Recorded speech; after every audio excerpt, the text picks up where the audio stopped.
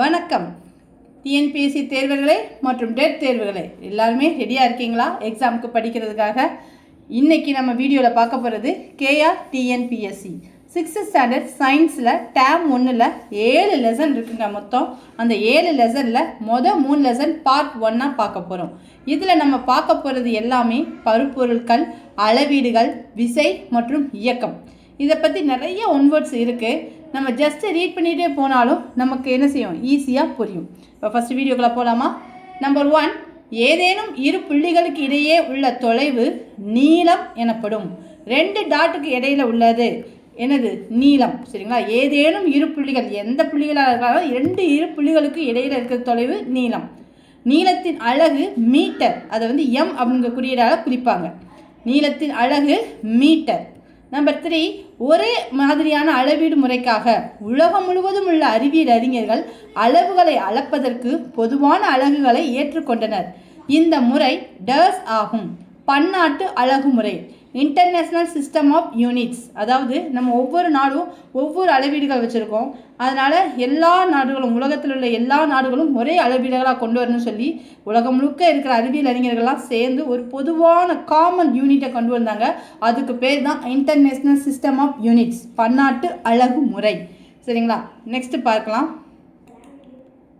பன்னாட்டு அலகு முறையில் உள்ள அளவீடுகள். பன்னாட்டு அலகு முறையில் உள்ள அளவீடுகள். பன்னாட்டு அலகுமுறை எஸ்ஐ. இதில் கெல்வின், வெப்பநிலையை அளக்க உதவுவது கெல்வின். தொலைவை அளக்க உதவுவது மீட்டர். மின்னோட்டத்தின் அலகு ஆம்பியர். காலத்தின் அலகு வினாடி. பொருட்களின் அளவை குறிப்பது மோல். நிறையின் அலகு கிலோகிராம். ஒளிச்செறிவை அளப்பது கேண்டிலா. அதுக்குரிய லெட்டர்ஸும் இங்கே கொடுத்துருக்காங்க. கெல்வின்க்கு கே, மீட்டருக்கு எம், ஆம்பியர் ஏ, வினாடி S, mole MOL mole, kilogram KG, candela CD. சரிங்களா? எஸ்ஐ அலகுமுறைகள் கெல்வின் வெப்பநிலை அளப்பதற்கு, மீட்டர் தொலைவை அளப்பதற்கு, ஆம்பியர் மின்னோட்டத்தை கணக்கிடுவதற்கு, வினாடி காலத்தை கணக்கிடுவதற்கு, மோல் பொருட்களின் அளவை அளப்பதற்கு, கிலோகிராம் நிறையின் அளவு, கேண்டிலா ஒளிச்செறிவின் அளப்பதற்கு. சரிங்களா? இதே தான் இங்கேயும் கொடுத்துருக்குறாங்க. எங்கெங்கே என்னென்ன வரும்னு பார்த்துக்கலாம். நெக்ஸ்ட்டு 5th 1, ஒரு பொருளின் தோற்ற நிலையை இருவேறு பார்வைக்கோடுகளின் வழியே நோக்கும்போது ஏற்படுவதாக தோன்றும் அளவிற்கு மாறுபாடு அல்லது அளவீட்டு இடப்பெயர்ச்சி டர்ஸ் எனப்படும். அதாவது இடமாறு தோற்றப்பிழை. அதாவது ஒரு கோடு இருக்குது, ஒரு புள்ளி இருக்குது, அதை நம்ம செங்குத்தாக பார்க்குறது மூலமாக ஒரு அளவு தெரியும். நம்ம சைடு இந்த பக்கமும் இடது பக்கம் வலது பக்கம் பார்க்கும்போதும் ஒரு அளவு தெரியும். அதுக்கு பேர் தான் இடமாறு தோற்றப்பிழை. அப்போ எப்பயுமே நம்ம எப்படி அளவீடு பார்க்கணும்னா, ஒரு புள்ளியை ஒரு ஸ்கேல் வச்சோ ஒரு நாடா வச்சோ எதை வச்சு நம்ம அளந்தாலும் சரி, செங்குத்தான பார்வை இருக்கணும். சரிங்களா? நெக்ஸ்ட் பாருங்க. எதன் மூலம் இடமாறு தோற்ற பிழையை தவிர்க்கலாம்? செங்குத்தாக பார்ப்பதன் மூலம். எதன் மூலம் இடமாறு தோற்ற பிழையை தவிர்க்கலாம்? செங்குத்தாக பார்ப்பதன் மூலம். 7th 1, ஒரு பொருளில் உள்ள பருப்பொருளின் அளவு நிறை. ஒரு பொருளில் உள்ள பருப்பொருளின் அளவு நிறை. நெக்ஸ்ட், நிறையின் எஸ்ஐ அலகு கிலோகிராம். நிறையின் கிலோகிராம். நிலையின் மேல் செயல்படும் புவியீர்ப்பு விசை எடை. நிறையின் மேல் செயல்படும் புவியீர்ப்பு விசை எடை. நிலையின் மேல் செயல்படும் புவியீர்ப்பு விசை எடை. நெக்ஸ்ட் பாருங்க. 10, நம்பர் 10, பூமியின் மீது ஒரு பொருளின் எடை அதன் நிறைக்கு நேர்த்தகவில் இருக்கும். அதன் நிறைக்கு நேர்த்தகவில் பாசிட்டிவ் இதில் இருக்கும். நம்பர் 11, நிலவில் ஒரு பொருளின் எடை பூமியில் உள்ளதை விட எத்தனை மடங்கு குறைவாக இருக்கும்? 6 மடங்கு குறைவாக இருக்கும். நம்மளோட இப்போ வெயிட் பூமியில் எவ்வளோ இருக்கோ, நம்ம நிலாவுக்கு போனோம்னா நம்ம வெயிட்டில் 6 மடங்கு கம்மியாக தெரியுமா? அதுதான் இவங்க சொல்லியிருக்காங்க. நிலவில் ஒரு பொருளின் எடை பூமியில் உள்ளதை விட எத்தனை மடங்கு குறைவாக இருக்கும்? 6 மடங்கு குறைவாக இருக்கும். அதாவது நம்ம 60 kg இருந்தோம்னா அங்கே இருக்கும்போது 10 kg தான் இருப்போம். சரிங்களா? அது 6 மடங்கு. சரிங்களா? நெக்ஸ்ட்டு நம்பர் 12, பூமியை விட எதில் ஈர்ப்பு விசை குறைவு? நிலவில். பூமியை விட எதில் ஈர்ப்பு விசை குறைவு? நிலவில். 13 பொறுத்துக. 1000 milligram 1 gram, 1000 gram 1 kilogram, 1000 kilogram 1 ton. Again பார்க்கலாம். 1000 milligram 1 gram, 1000 gram 1 kilogram, 1000 kilogram 1 ton. 14 துல்லியமான எடையை கணக்கிட டேஸ் எனும் கருவி பயன்படுகிறது? மின்னணு தராசு. துல்லியமான எடையை கணக்கிட டேஸ் எனும் கருவி பயன்படுகிறது? மின்னணு தராசு. நெக்ஸ்ட் 15 ஒரு காலத்தில் மக்கள் பகல் நேரத்தை கணக்கிட என்ன வகையான கடிகாரத்தை பயன்படுத்தினர்? மணல் கடிகாரம், சூரிய கடிகாரம். கடிகாரமே கண்டுபிடிக்காத காலத்தில் பகல் நேரத்தை எப்படி கணக்கிட்டாங்கன்னா மணல் கடிகாரத்தையும் சூரியனை வச்சு சூரிய கடிகாரமாகவும் கணக்கிட்டாங்க. 16 தானியங்கு வாகனங்கள் கடக்கும் தொலைவை கணக்கிடுவதற்கு பயன்படுத்தப்படும் ஒரு கருவி ஓடோமீட்டர். தானியங்கி வாகனங்கள் கடக்கும் தொலைவை கணக்கிடுவதற்கு பயன்படுத்தப்படும் ஒரு கருவி ஓடோமீட்டர்.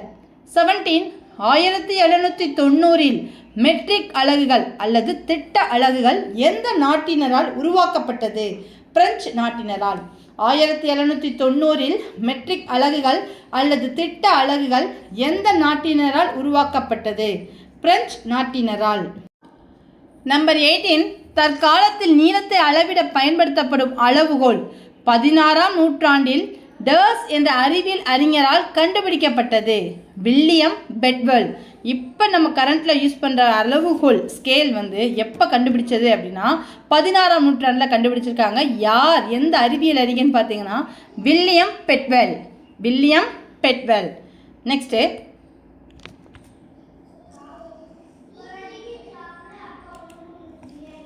நம்பர் 19 பிரான்ஸ் நாட்டின் தலைநகர் பாரிஸில் உள்ள எடைகள் மற்றும் அளவீடுகளுக்கான அனைத்து உலக நிறுவனத்தில் எந்த உலோக கலவையிலான படித்தர மீட்டர் கம்பி ஒன்று வைக்கப்பட்டுள்ளது?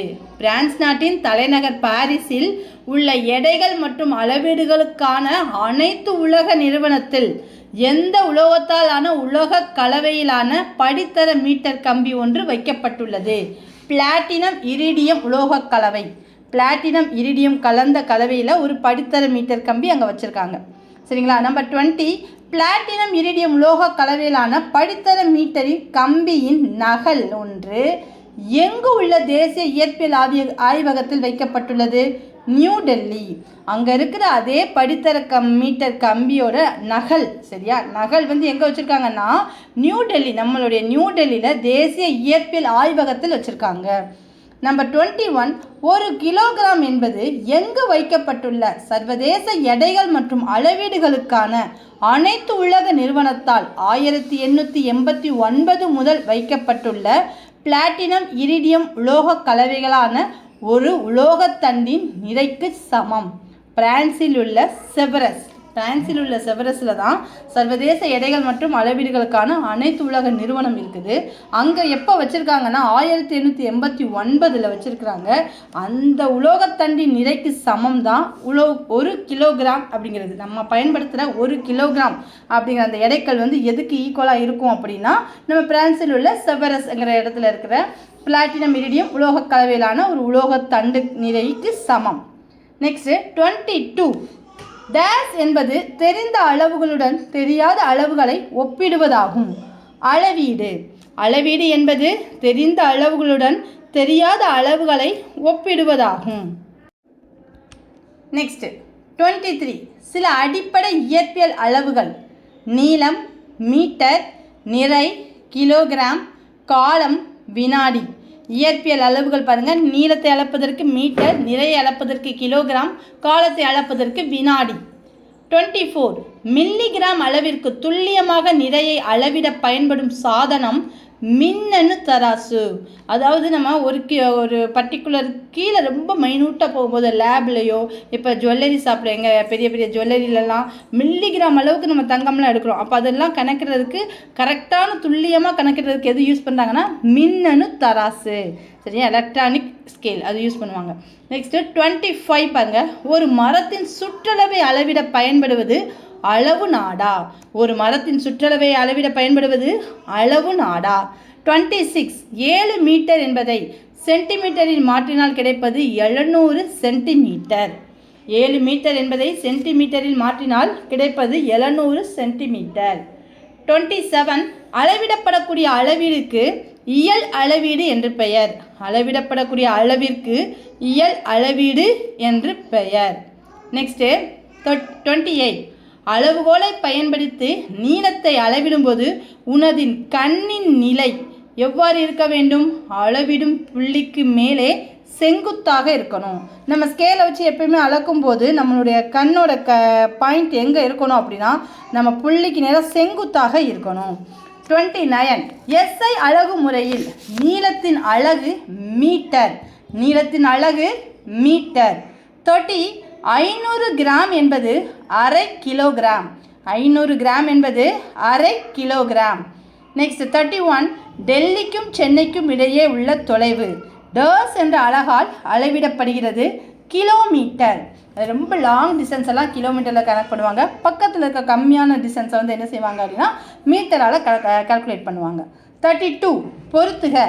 முன்கையின் நீளம் முழம். நீளத்தின் SI அலகு மீட்டர். நானோ 10⁻⁻9 சரிங்களா? 10⁻⁻⁹ சரிங்களா? காலத்தின் SI அலகு வினாடி. கிலோ 10⁻³ அதாவது கிலோனா 1000 கிராம் வரும்ல, அப்போ அந்த எத்தனை ஜீரோ இருக்கோ அது மேலே அடுக்காக போடுறாங்க. அதுமாதிரி நானோவுக்கு வந்து -9 அப்படின்னா என்ன செய்யும்? மைனஸில் போகும். அது எத்தனை ஜீரோ? 9 ஜீரோ வரணும். நெக்ஸ்ட்டு 33 உயிருள்ள அல்லது உயிரற்ற காரணிகளால் செயல்படுத்தப்படும் தள்ளுதல் அல்லது இழுத்தல் செயல்களை நாம் எவ்வாறு அழைக்கிறோம்? விசை. உயிருள்ள அல்லது உயிரற்ற காரணிகளால் செயல்படுத்தப்படும் தள்ளுதல் அல்லது இழுத்தல் செயல்களை டர்ஸ் என அழைக்கப்படுகிறது. விசை. விசையின் வகைகள் தொடு விசை, தொடா விசை. 34 விசையின் வகைகள் தொடு விசை, தொடா விசை. 35 ஒரு பொருளின் மீது விசையானது செயல்படுத்தப்படும் போது பொருளின் டேஸ் மாற்றமடைகின்றது. பொருளின் வேகமும் அதன் திசையும் சரிங்களா? ஒரு பொருளின் மீது விசையானது செயல்படுத்தப்படும் போது பொருளோட வேகமும் மாறும், அதன் திசையும் மாறும். 36 ஒரு பொருளின் இயக்க நிலையையோ அல்லது ஓய்வு நிலையையோ மாற்றக்கூடியதும் பொருளின் வேகத்தினை அதிகரிக்கவும் அல்லது குறைக்கவும் செய்யக்கூடியதமான இயக்கத்தினை நிறுத்தவும் திசையை மாற்றவும் மற்றும் பொருளின் வடிவத்தை அதிகரிக்கவும் அல்லது குறைக்கவும் செய்யக்கூடியதுமாகிய காரணி என்ன அழைக்கப்படுகிறது? விசை. இந்த புக்கில் இருக்க லைனை இதை ஷார்ட் அவுட் பண்ண முடியலை, அதனால் நான் அப்படியே எடுத்து உங்களுக்கு என்ன செய்ய பாயிண்டாக போட்டிருக்கேன். அதாவது ஒரு இதில் வந்து ஷார்ட்டாக என்ன மெசேஜ் சொல்லியிருக்காங்க அப்படின்னா, ஒரு பொருளை வந்து இயக்க நிலையில் இருந்தாச்சுன்னா அப்படி இல்லைன்னா ஓய்வு நிலையில் இருந்துச்சுன்னா அதோட வேகத்தை அதிகரிக்க இல்லாட்ட குறைக்க இல்லாட்ட இயக்கத்தில் நிறுத்துறதுக்கு இல்லாட்ட டைரக்ஷனை மாற்றுறதுக்கு இல்லாட்ட பொருளின் ஷேப்பை இன்க்ரீஸ் பண்ணுறதுக்கு இல்லாட்ட குறைக்கக்கூடிய எல்லா காரணியுமே நம்ம என்ன சொல்கிறோம் அப்படின்னா விசை அப்படின்னு சொல்கிறோம். சரிங்களா? இதுதான் ஷார்ட் ஃபார்ம். நெக்ஸ்ட்டு 37 இயக்கத்தின் வகைகள். நேர்கோட்டு இயக்கம், வட்டப்பாதை இயக்கம், தற்சுழற்சி இயக்கம், வளைவு பாதை இயக்கம், ஒழுங்கற்ற இயக்கம், அலைவு இயக்கம். இந்த ஒவ்வொரு இயக்கத்திற்கும் எடுத்துக்காட்டு கீழே இருக்குது பாருங்கள். 38 ஓடு பாதையில் நடந்து சென்று கொண்டிருக்கும் மனிதன் நேர்கோட்டு இயக்கம். வீசி எறியப்பட்ட பந்து வளைவு பாதை இயக்கம். கயிற்றின் முனையில் கட்டப்பட்டு சுழற்றப்படும் கல்லின் இயக்கம் வட்டப்பாதை இயக்கம். வளைவு பாதை வேறு, வட்டப்பாதை வேறு. வட்டப்பாதை வந்து சர்க்கிள் மோஷனில் ரொட்டேட் ஆகும். இந்த பந்து வந்து எரியும் போது அது வளைவாக போய் முடியும். சரிங்களா? ரெண்டுக்கும் வேரியேஷன் பார்த்துக்கோங்க. நம்பர் 41 பம்பரத்தின் இயக்கம் தற்சுழற்சி இயக்கம். அதாவது அதுவே ஆட்டோமேட்டிக்காக அது தன்னைத்தானே சுழற்சிக்கிறது. சரிங்களா? 42 தனி ஊசல் அலைவு இயக்கம். அதாவது ஒரு பாயிண்ட்லேருந்து போயிட்டு திருப்பி மறுபடியும் அதே பாயிண்டில் என்ன செய்யறது? திருப்பி வர்றது அலைவு இயக்கம். 43 மக்கள் நெருக்கம் மிகுந்த தெருவில் நடந்து செல்லும் மனிதர்களின் இயக்கம் ஒழுங்கற்ற இயக்கம்.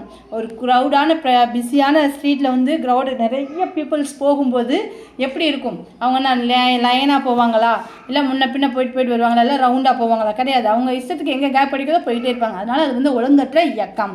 44 அலைவானது அதிவேகமாக நடைபெறும் போது நாம் அந்த இயக்கத்தினை அதிர்வுறுதல் என அழைக்கிறோம்.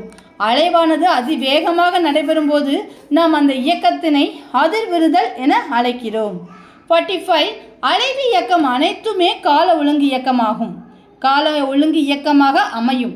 ஆனால் கால ஒழுங்கு இயக்கங்கள் அனைத்தும் அலைவு இயக்கமாக காணப்படாது. அதாவது அலைவு இயக்கம் அப்படிங்கிறது நம்ம என்ன சொல்லுவோம், தண்ணி யூஸாக சொல்கிறோமா, அது கரெக்டாக இந்த செகண்ட்குள்ளே போகும், இந்த செகண்ட்குள்ளே வரும். ஸோ அலைவு இயக்கம் எல்லாமே அந்த கால ஒழுங்கு இயக்கமாக இருக்கும்.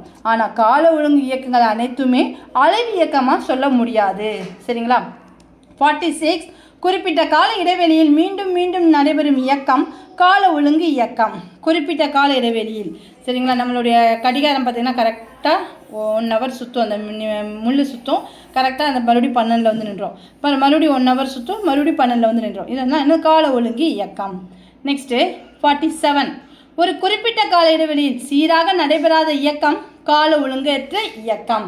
சரிங்களா? இப்போ ஒரு ட்ரெயின் மூவ் ஆகுதுன்னா கொஞ்சம் ஸ்லோவாக போகும், பிற ஆள் இல்லாத இடத்துல வந்து ஸ்பீடாக போகும், அப்புறம் சிட்டிக்குள்ளே போகும்போது ஸ்லோவாக போகும், அந்த நிறைய கிராசிங்லாம் பண்ணும்போது ஸ்லோவாக போகும், அந்த கேவெல்லாம் கிராஸ் பண்ணும்போது ஸ்லோவாக போகும், பாலத்தில் போகும்போது ஸ்லோவாக போகும், அடுத்து ஸ்பீடு பிடிக்கும். அப்படிங்கும்போது ஸ்பீடு கூட குறைய அப்படி இருக்கும்போது அது என்னது கால ஒழுங்கற்ற இயக்கம்.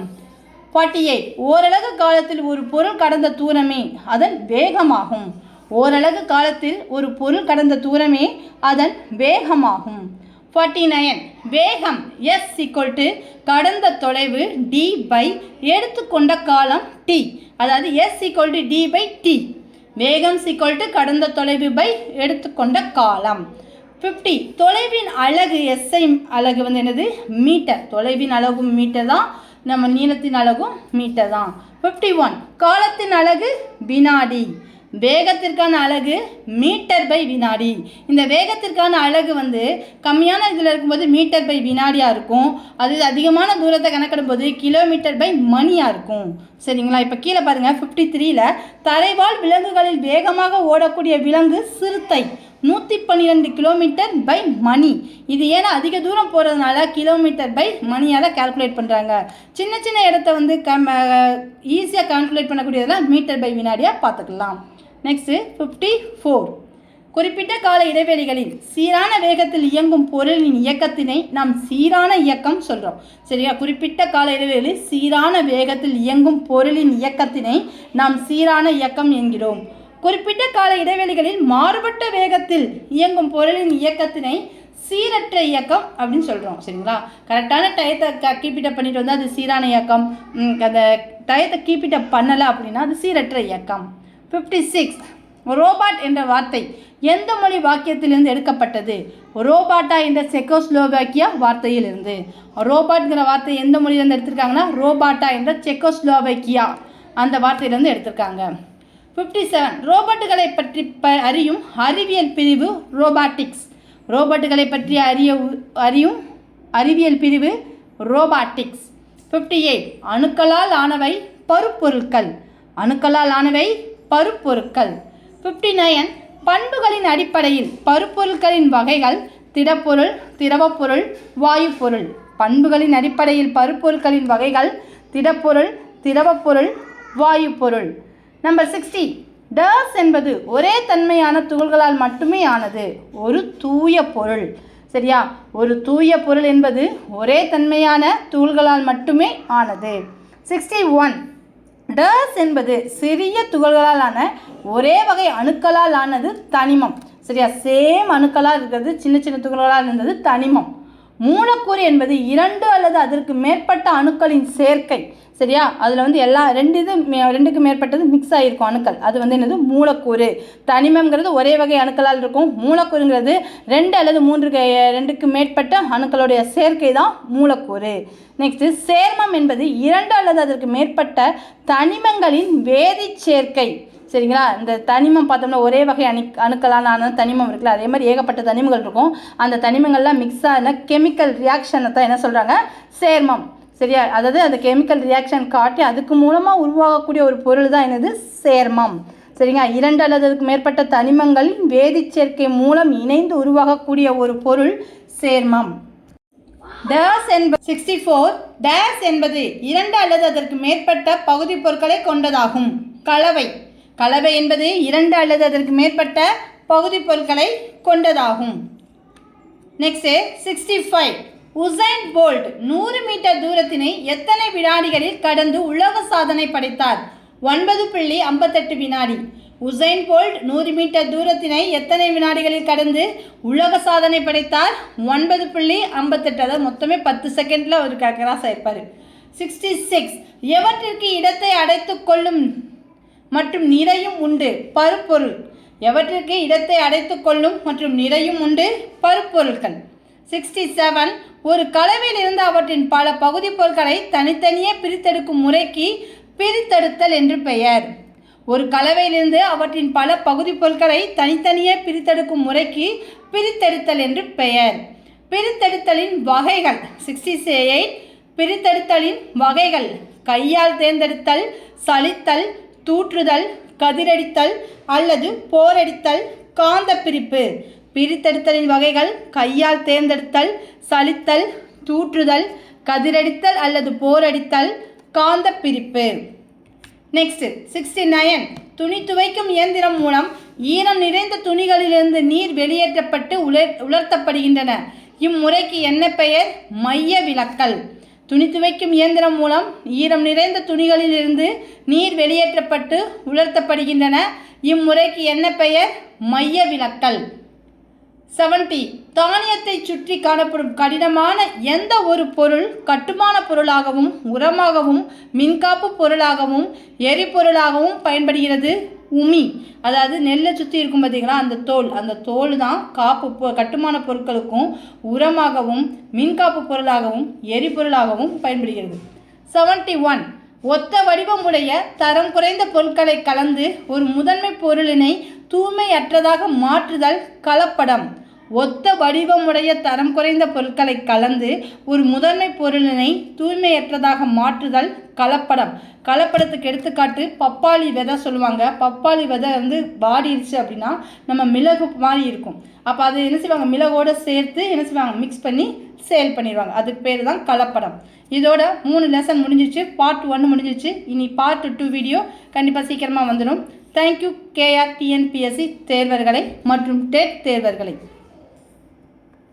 அப்புறம் நம்ம கேஆர் டிஎன்பிஎஸ்சியில் 5th ஸ்டாண்டர்ட் தமிழ் டேமில் 3 டேம்க்குரிய பிடிஎஃப்பும் இருக்குது. இவிஎஸ்லேயும் 3 டேம்க்குரிய பிடிஎஃப் இருக்குது. இவிஎஸ்எஸ்க்குரியதும் பிடிஎஃப் இருக்குது. டோட்டலாக 60 ரூபீஸ் வருது. ஜிபே அல்லது ஃபோன்பேயில் வேணுங்கிறவங்க என்ன செய்யலாம்? மொபைலில் ஸ்க்ரீன்ஷாட் எடுத்து அந்த பே பண்ண அமௌண்ட்டை நீங்கள் ஸ்க்ரீன்ஷாட் எடுத்து அனுப்புனீங்கன்னா கண்டிப்பாக உங்களுக்கு அனுப்பப்படும். இது உங்களுக்கு பயனுள்ளதாக இருக்கும். ஏன் அப்படி சொல்கிறேன் அப்படின்னா, வீடியோ பார்த்தாலும் ஜஸ்ட்டு நம்ம என்ன செய்யலாம்? ஃப்ரீயாக இருக்க ஒரு 5 நிமிஷம் 10 நிமிஷத்தில் அந்த பிடிஎஃப்பை ஸ்க்ரோல் பண்ணாலே நம்ம ஜஸ்ட் ரீகால் பண்ணுறதுக்கு ரிவைஸ் பண்ணுறதுக்கு ரொம்ப யூஸ்ஃபுல்லாக இருக்கும். தேங்க்யூ. இது கேஆர் டிஎன்பிஎஸ்சி.